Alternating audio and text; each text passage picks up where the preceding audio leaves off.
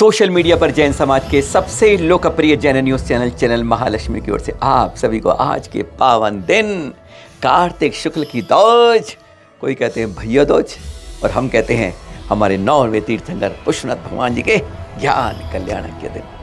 वह ज्ञान जो सबके अंदर समाहित हो, ज्ञान पुंज के रूप में, जो अंदर अज्ञानता का तिमिर है वह शांत हो। इसी भावना के साथ सादर जय जयंत करते हैं। आज की बात तीर्थों पर चल रहा है कुचक्र और पहली बार चैनल महालक्ष्मी ने आप सबके सहयोग से एक बहुत बड़ा बीड़ा उठाया है परसों के लिए संत संवाद का।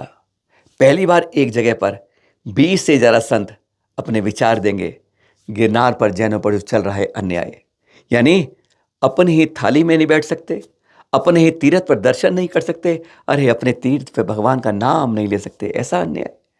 डंडे बजते हैं जहाँ, तलवारें घूमती हैं जहाँ, वहाँ पर पालीताना जैन समाज का कहते हैं सबसे बड़ा तीर्थ। अरे 800 से ज़्यादा मंदिर एक पहाड़ी के ऊपर है, दुनिया में एक वर्ल्ड रिकॉर्ड है जो प्रमाणित रूप से एक जगह दी गई है पूरे जैन समाज के लिए, और वहीं से खींचतान शुरू कर देते हैं। ऐसे के लिए पहली बार 20 संत, ये देख रहे हैं आप, संत संवाद, राष्ट्र, धर्म, तीर्थ, संस्कृति की सुरक्षा के लिए। वैसे आप ध्यान रखिएगा, जब सवाल आता है ना तो उससे पहले आता है राष्ट्र, फिर आता है धर्म, फिर आता है समाज और फिर आता है राजनीति। अगर आपको चुनना पड़े राष्ट्र और धर्म में से तो पहले राष्ट्र चुनिएगा। राष्ट्र, धर्म और समाज में चुनना पड़े तो पहले राष्ट्र, फिर धर्म, फिर समाज, और सबसे नीचे राजनीति आती है। पर आजकल लोग राजनीति को धर्म से ऊपर पहुंचा देते हैं। यही कारण है कि आज हम सही गलत की पहचान अपने तीर्थों नहीं कर। पर हाँ, ये बात देख रहे हैं आप, यह प्रयास है जो कल नहीं परसों कामयाब करने का प्रयास करेंगे। सत्ता की ओर संतों का उद्घोष, जी हाँ, यही शीर्षक रखा है, क्योंकि हमारे संत ऐसे होते हैं जो पद विहार करते हैं। वह ये नहीं कि कोई कहाँ है कि वह जाकर सत्ता के गलियारों में पहुंचा सके अपनी बात, अपने तीर्थों की सुरक्षा के लिए आवाज उठा सके। तो इसलिए यही तरीका है, अगर उनके विचारधारा को पहुंचाना है तो इसी तरीके से समझ करके, अगर संत हमारे नहीं पहुंच सकते, कम से कम उनके विचार तो पहुंचा सकते हैं। यही कोशिश की है इस संतों के उद्घोष के अंदर। 17 नवंबर शुक्रवार दोपहर 1:30 से 5 बजे तक सभी बड़े बड़े संतों को लाने की कोशिश की है एक मंच पर, विचारधारा जानने के लिए, क्या कहते हैं वे तीर्थों के लिए, क्या कहते हैं राष्ट्र के लिए, क्या कहते हैं संस्कृति के लिए, हर चीज की सुरक्षा के लिए यह संवाद का प्रयास करेंगे। और इसमें हमारा जुड़ने का प्रयास रहेगा। और भी अनेक संत होंगे, कुछ के बता रहे हैं, आचार्य श्री सुनील सागर जी, आचार्य श्री विशुद्ध सागर जी, आचार्य प्रज्ञा सागर जी, आचार्य देवानंद जी, ललित प्रभ जी, चंद प्रभ जी, विमल सागर जी, सूर्य जी, खरे खरे वाले, एलक सिद्धांत सागर जी। फोटो आप बाई तरफ देख रहे हैं, दाई तरफ देखें तो आचार्य विराग सागर जी, आचार्य गोदवंद नंदी जी, आचार्य प्रज्ञा सागर जी, आचार्य श्री अतिवीर जी, आचार्य श्री विहट सागर जी, आचार्य सौभाग्य सागर जी, लोकेश मुनि जी, नए प्रभ जी, जीतो वाले, और आरिका चंद्रामती माता जी। यही नहीं, बहुत है इनके अलावा संत भी जो आपको यहां मिल पाएंगे एक मंच पर, आवाज अपनी विचारधारा समाज के साथ सरकार को बता पाएंगे। हाँ, इसके साथ तीर्थ क्षेत्र कमेटी जो हमारी अगुवाई कर रही है ना, उनके अध्यक्ष हैं शिखर चंद पहाड़िया जी, वह भी होंगे। और 17 दिसंबर को जो आंदोलन की घोषणा करी है विश्व संगठन ने, संजय जैन भी होंगे, जो आपको एक नए प्रमाणों के बारे में बताएंगे। और सुमन सौरव कवि जो मेरठ के हैं, वह मंच का इसकी पूरे की संचालन करेंगे। प्रयास हमारा रहेगा, एक मंच पर पहली बार कोई गिरनार के लाया हुआ तो कोशिश की है चैनल महालक्ष्मी ने, शायद आप लोगों को यह प्रयास लगेगा, क्योंकि कहते हैं धीरे धीरे कदम बढ़ाते चलो, कारवां स्वतः बनता ही जाएगा। संतों को आगे लेते रहो और समाज अपने आप एक होकर बढ़ता ही आएगा। इसको लाइव दिखाएंगे आपको शुक्रवार 17 नवंबर 1:30 से 5। पारस चैनल पे भी देखेंगे आप, आदिनाथ चैनल पे भी देखेंगे, नवग्रह पे भी देखेंगे, और साथ में चैनल महालक्ष्मी पे भी दिखाएंगे आपको। ध्यान रहे, गिरनार हो या कोई तीर्थ हो, किसी का भी तीर्थ कोई हो, वह सुरक्षित रहना चाहिए, बदलाव नहीं होना चाहिए, छीनना नहीं चाहिए, कब्जा नहीं करना चाहिए, बड़ी मछली छोटी को दबानी नहीं चाहिए, खाने नहीं चाहिए। ऐसे अन्याय के विरोध में आवाज उठानी चाहिए। रेलगाड़ी छुक छुक छुक छुक छुक छुक छुक, आगे वाले स्टेशन बोले रुक रुक रुक रुक रुक रुक रुक। हाँ, ये तो सुना तो था आपने, पर यह ऋषभ विहार में देखा भी था। कल शायद वर्तमान के निकट के अतीत में ऐसा किसी ने नहीं देखा हुआ जो ऋषभ विहार के अंदर लोगों ने अपनी आंखों से देखा था। पर हाँ, आज बात है खास, आज आचार्य श्री विद्यासागर जी के संग की वहां पर पिच्छी परिवर्तन डोगरमण हुआ, उसके बारे में बात करेंगे। पर आज बात करते हैं ऋषभ विहार में जहाँ रिकॉर्ड तोड़ हुई, बौछार हुई पिच्छियों के आदान प्रदान की। दृश्य देखने वाले थे और सचमुच पंडाल के जगह सुई गिरने वाले भी नहीं मिले आज। बहुत दूर दूर तक भीड़ चारों तरफ थी, हर तरफ एक नया ही दिन उजाले में चमक रहा था, दमक रहा था। हर के चेहरे पर मुस्कुराहट थी कि कोई पिच्छी दे रहा था, कोई पिच्छी ले रहा था। ऐसे 55 सौभाग्यशाली दे रहे थे और 55 सौभाग्य से ले रहे थे। पूरे पूरे परिवार के सदार थे, आनंदित। कहते हैं ये पिच्छी जिसके घर में आ जाती है उसके घर में अपने आप तनाव कम हो जाते हैं, शांति का वातावरण हो जाता है। कहते हैं पुराने पुराने कई कर्म जो बंधे पड़ते हैं वह भी धीरे धीरे क्षय होने लगते हैं। तो फिर पिच्छी देना सौभाग्यशाली होता है या लेना होता है? ये सवाल आचार्य श्री ने खुद कर दिया। कहा कि भैया ये तो पिच्छी लेने वाले को हो गया, देने वाले क्या करें? इसका मतलब वो कम रह गए? नहीं, जो उन्होंने उपकरण हिंसा का दिया अब वह उन संत के साथ में 1 साल तक रहता है। कहते हैं 6% उनके पुण्य का खाते में इनके चलता आता है।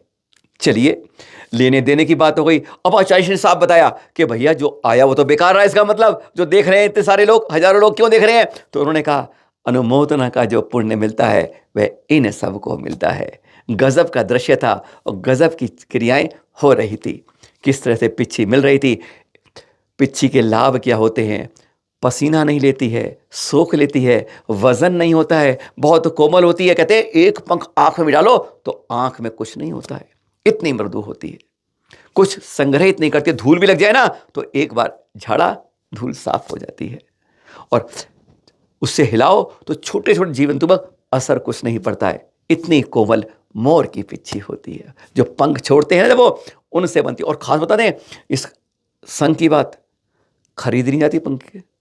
यहाँ पर जो है ना दीदियाँ हैं और कुछ माताएं जी मिलकर वह पिच्छियाँ बनाती हैं। आपको कभी वह चित्र दिखाएंगे कैसे बनती है पिच्छी, वह जो यहाँ पर देखकर हैरत में आ गए हम। इस तरह से दृश्य देखकर हर कोई गदगद था। पर हाँ, बात आती है आचार्य श्री को पिच्छी किसने दी? हाँ, जिन्होंने ऋषभ विहार में इस चतुर्मास का प्रमुख कलश लिया था, श्री अशोक जैन जी परिवार, उनको यह सौभाग्य मिला आचार्य श्री के हाथ में अगले साल तक रहने वाली पिच्छी को देने का सौभाग्य। बात आती है कि आचार्य श्री की पिच्छी किसको मिली? तो वह मिली इस दिगंबर जैन मंदिर ऋषभ विहार के अध्यक्ष सुनील जैन जी को। जी हाँ, कई 2 प्रतिमाधारी, कई 3 प्रतिमा, कईयों ने कई तरह के व्रत लिए, पर आज सुनील जैन जी ने ली। सुनील सागर जी मुनिराज से पिच्छी, क्या राशि है नाम की, और वही सब 7 प्रतिमा लेकर। सचमुच जितने भी प्रशंसा की जाए सुनील जैन जी की इस चतुर्मास के अंदर वह कम होगी। उन्होंने सचमुच अपनी टीम को एक सूत्र में रखा और सबको अलग अलग से, किसी के में भी कहते हैं किसी के काम में टांग नहीं अड़ाई और किसी ने टांग उनकी खींची नहीं। निर्बाध हुआ। धन्य है सुनील जी जिनको यह सौभाग्य मिला। चैनल महालक्ष्मी सांध्या महालक्ष्मी परिवार को भी सौभाग्य मिला। आचार्य श्री गारो, पता है पिच्छी किसकी मिली?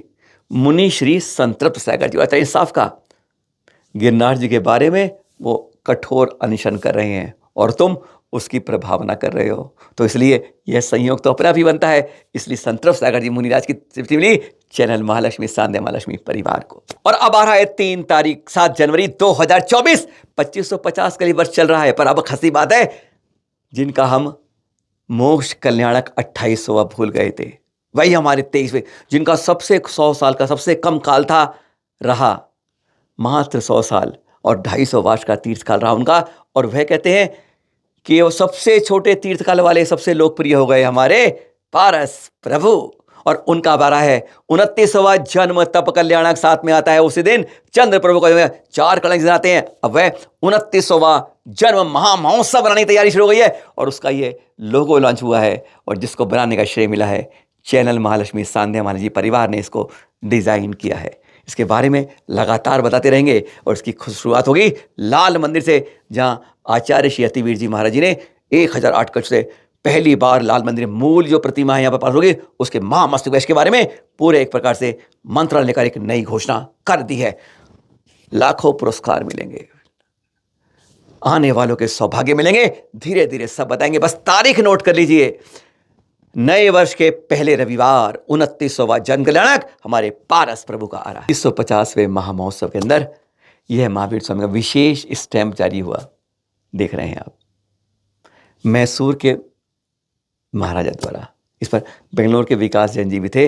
यह अतुलनीय एक स्टैंप जो शुरुआत हुई है, धीरे धीरे इस तरह की कई शुरुआतों की संभावना की जा रही है इस 2550वें वर्ष के अंदर। 26 नवंबर ध्यान रखना, आईपी स्टेडियम दिल्ली में आना है, जहां पर मुख्य सानिध्य है हमारे आचार्य श्री सुनील सागर जी का।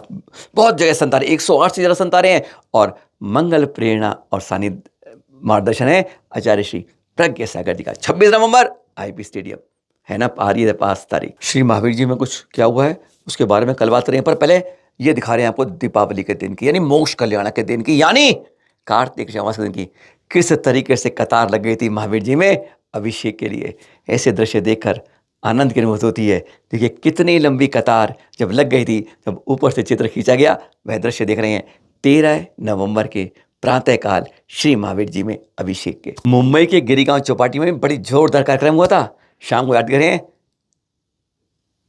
सागर चंद जी महाराज जी की अगुवाई में दृश्य देख रहे हैं आप, जब चौपाटी पर इस तरह से हजारों की भीड़ आरती के लिए इकट्ठी हो गई थी। महाआरती 2550वें निर्वाण महोत्सव पर महावीर स्वामी के लिए। 7 समुद्र पार की बात कर लें अब चलिए अमेरिका के कैलिफोर्निया में चलते हैं, वहां के दर्शन कराते हैं कैसे उन्होंने महावीर स्वामी के मोक्ष कल्याणक को मनाया। ये देख रहे हैं आप।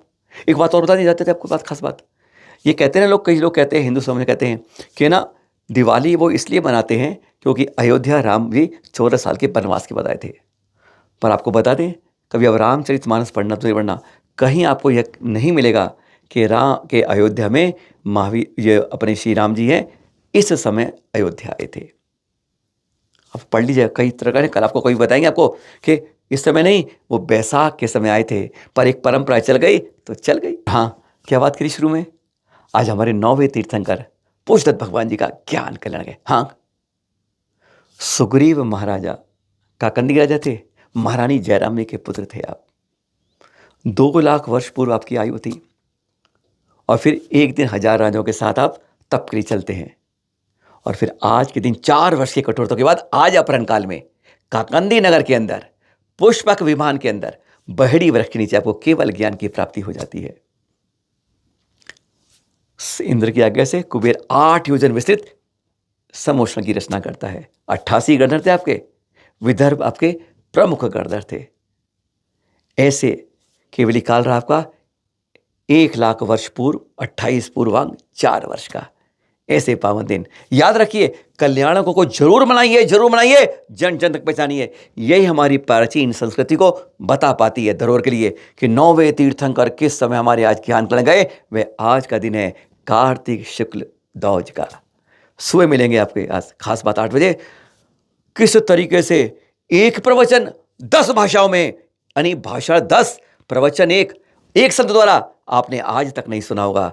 वह चमत्कार हो गया जब आखिरी प्रवचन दिया वहां पर अपने चतुर्मास के निष्ठापन में आचार्य श्री सुनील सागर जी ने।